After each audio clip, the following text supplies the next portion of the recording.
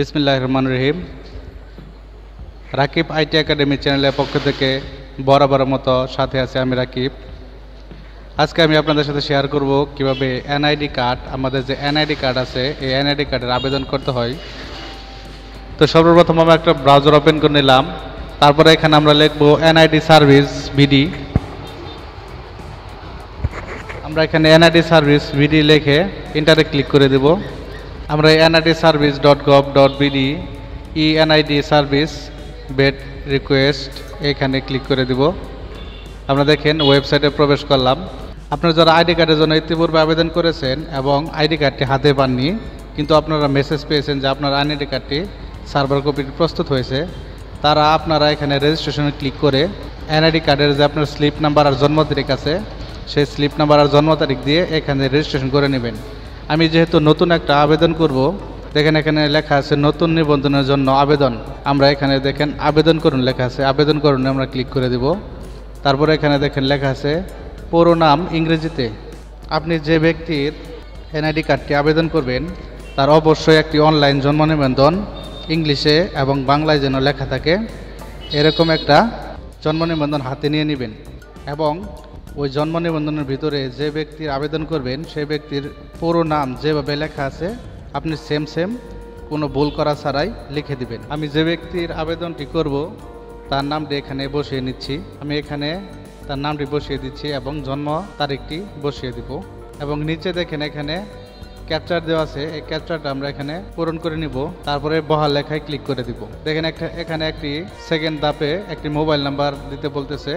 আমরা একটি সঠিক মোবাইল নাম্বার যেটা সাথে আছে সেই নাম্বারটি আমরা দিয়ে নিব। আমরা দেখেন এখানে আমরা এই নাম্বারটি বসিয়ে বার্তা পাঠান এখানে ক্লিক করে দিলাম। যাচাইকরণ কোডটি দিন। দেখেন এখানে বলতেছে যে ফোনে যে নাম্বারটা দিয়েছিলাম সেখানে কোডটি চলে গেছে এবং যাচাইকরণ কোডটি এখানে বসাতে বলতেছে। আমি এখানে 6 সংখ্যার কোডটি বসিয়ে দিব। কোডটি বসিয়ে দিলাম এবং এখানে লেখা আছে বহাল এবং পুনরায় পাঠান এবং বাতিল। আপনি যদি বাতিল করতে চান বাতিল করতে পারেন, এবং যদি ফোনে মেসেজ না যেয়ে থাকে তাহলে আপনি এখানে পুনরায় পাঠান, এই সেকেন্ড শেষ হলে পুনরায় পাঠাতে পারেন। এবং যদি সঠিকভাবে আয়সা থাকে তাহলে বহালে ক্লিক করে পরবর্তীতে আপনি চলে যাবেন। আমি বহালে ক্লিক করলাম। তারপর দেখেন এখানে অ্যাকাউন্ট নিবন্ধন, এখানে লেখা আছে ইউজার নেম পাসওয়ার্ড এবং পুনরায় পাসওয়ার্ড লিখুন এখানে লেখা আছে। আমি এই গ্রাহকের জন্য একটি ইউজার নেম ক্রিয়েট করব। তো চলুন কীভাবে ইউজার নেম ক্রিয়েট করতে হয় আমরা এই বিষয়ে শিখি। দেখেন এখানে আমি ইউজার নেম এবং পাসওয়ার্ডটি বসিয়ে দিয়েছি আমার ইচ্ছা মতো। দেখি এই পাসওয়ার্ড আর ইউজার নেমটি ঠিক আছে কিনা, বহালে ক্লিক করে দিব। হ্যাঁ, দেখেন এই ইউজার নেম এবং পাসওয়ার্ডটি নিয়েছে। এখন দেখেন সেকেন্ড স্টেপে এখানে জন্ম নিবন্ধন তারিখ এবং ইংরেজিতে পুরো নাম এখানে শো করতেছে, কারণ এই দুইটা আমরা ইতিপূর্বে দিয়ে তার ইউজার আইডি খুলেছি। এবং বিস্তারিত তথ্যের জন্য আমরা এখানে লেখা আছে বিস্তারিত প্রোফাইল। আমরা এই বিস্তারিত প্রোফাইলে ক্লিক করে দিব। করার পরে দেখেন এখানে ব্যক্তিগত তথ্য, অন্যান্য তথ্য আর ঠিকানা, আমাদের এই সকল ঠিকানাগুলো পূরণ করতে হবে। ঠিক আছে, আমরা এই ঠিকানাগুলো একে একে পূরণ করে দিব। তো সর্বপ্রথম এটিকে এডিট করার জন্য আমাদের উপরে দেখেন ডান পাশে লেখা আছে এডিট। আমরা এডিটে ক্লিক করলে দেখেন এডিট করার জন্য প্রস্তুত হয়ে যাবে। আমরা এডিট অপশনে ক্লিক করে দিব। তারপর দেখেন এখানে লেখা আছে নাম বাংলায়। আমি যে ইংলিশে লিখেছিলাম এখন এটা বাংলায় লিখতে হবে। বাংলায় যেভাবে নাম আছে আমি সেভাবে টাইপ করে নিচ্ছি। তারপরে এখানে লিঙ্গ সিলেক্ট করতে বলতেছে, আমি লিঙ্গ সিলেক্ট করে দিচ্ছি। রক্তের গ্রুপ সিলেক্ট করতে বলতেছে, রক্তের গ্রুপ আমি এখানে সিলেক্ট করে দিব। তারপরে দেখেন জন্ম নিবন্ধন নাম্বার বলতেছে, আমি জন্ম নিবন্ধন নাম্বারটি এখানে বসিয়ে দিব। আমার বসানো শেষ। তারপরে এখানে লেখা আছে জন্মস্থান।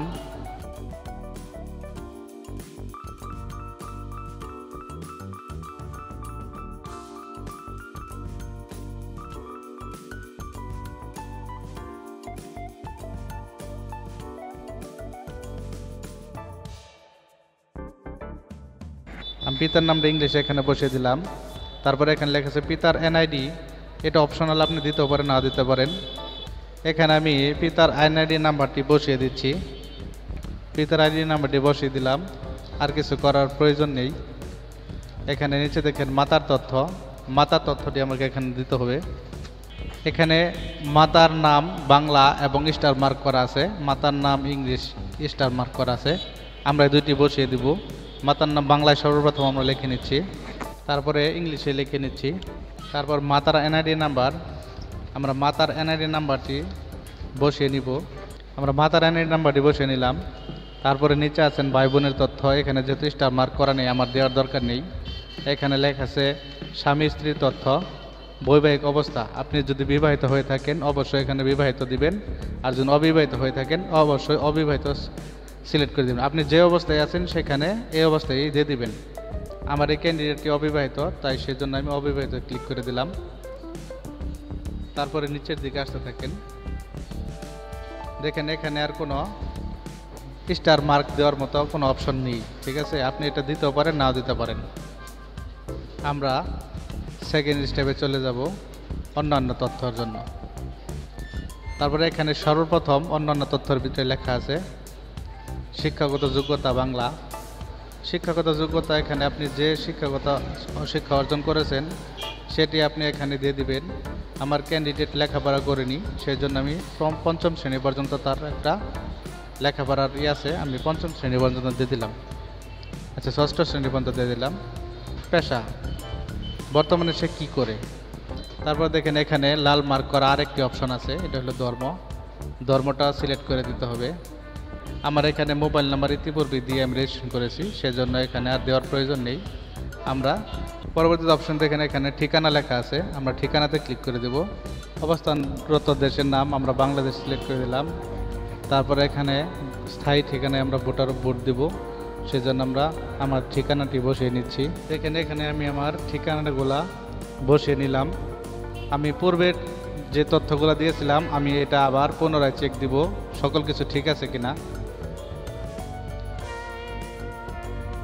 আমি ব্যক্তিগত তথ্যে গিয়ে দেখেন ভোটার এরিয়া আমরা এখানে দিই নেই, ভোটার এরিয়াটা সিলেক্ট করে দিলাম পশ্চিম কুমরি, এটা আমার ভুল ছিল। আর বাকি যে তথ্যগুলা সেটা একটু আমি দেখে আসি।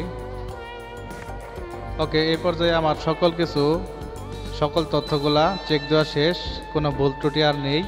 আমরা এখানে ব্যক্তিগত তথ্য, অন্যান্য তথ্য এবং ঠিকানা সঠিকভাবে পূরণ করেছি।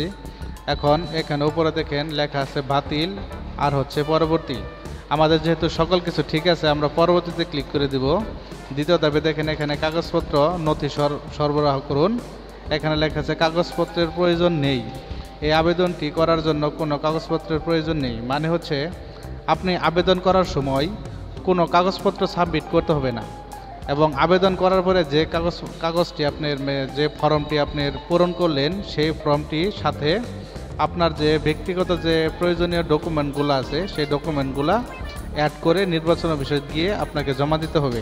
আমরা এখানে পরবর্তীতে ক্লিক করে তৃতীয় নাম্বার ধাপে চলে যাই। আমরা পরবর্তীতে ক্লিক করলাম, দেখেন এখানে নিশ্চিত করুন এবং জমা দিন। আমরা যদি এই আবেদনটি এখানে সাবমিট করি তাহলে এটি নির্বাচন অফিসের আন্ডারে চলে যাবে।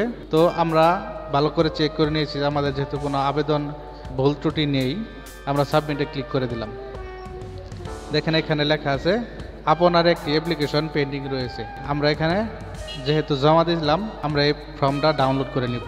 ডাউনলোড করার জন্য ডাউনলোডে ক্লিক করে দিলাম এবং এখানে দেখেন ফর্মটি ডাউনলোড হয়ে গেল। এই ফর্ম প্রিন্ট করে প্রয়োজনীয় ডকুমেন্টগুলো আমাদের নির্বাচন অফিসে গিয়ে জমা দিতে হবে।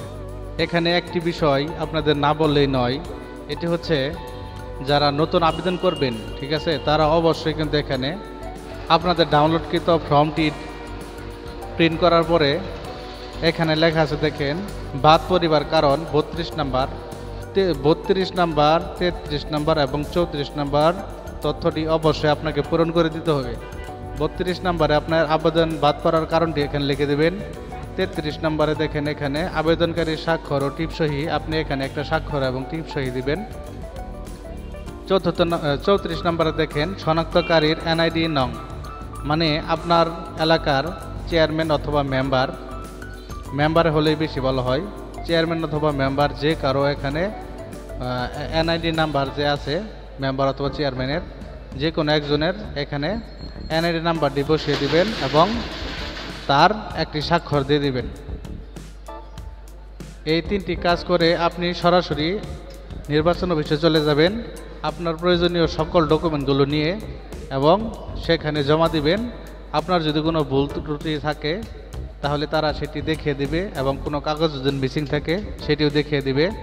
আর যদি সকল কিছু ঠিক থাকে তাহলে আপনাকে 1 সপ্তাহের ভিতরে ছবি এবং ফিঙ্গারপ্রিন্ট নেওয়ার জন্য আপনাকে একটি তারিখ দিয়ে দিবে। তো বন্ধুরা, এই ছিল আজকে আমার এই ভিডিও। যদি এই ভিডিওটি ভালো লাগে সবাই লাইক, কমেন্ট, শেয়ার এবং সাবস্ক্রাইব করে আমার চ্যানেলের পাশে থাকবেন। সবাইকে ধন্যবাদ। আসসালামু আলাইকুম।